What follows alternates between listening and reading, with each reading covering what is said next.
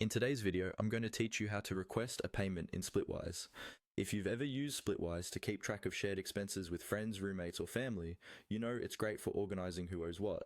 But sometimes people simply forget to settle up. That's where the payment reminder feature becomes really helpful. In this walkthrough, I'll show you how to send a friendly reminder to someone who owes you money using the Splitwise website.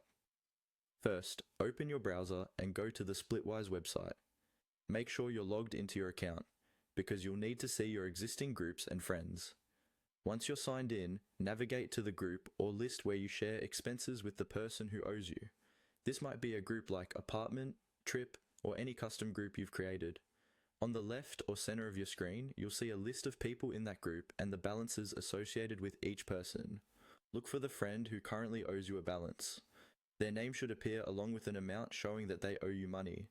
Click directly on that friend's name. This opens a detailed view of your shared expenses and the current balance between the two of you. After you've clicked on your friend, you'll see options related to your balance.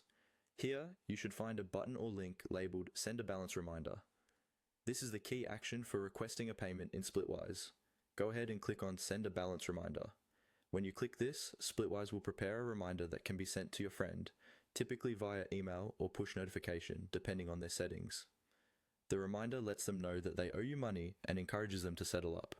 In most cases, you don't need to write anything extra, but if Splitwise allows you to customize the message, you can add a brief, polite note, such as thanking them in advance or clarifying what the balance is for. Once you've sent the reminder, you're done. Your friend will receive a clear, automated message from Splitwise, which often feels less awkward than asking directly.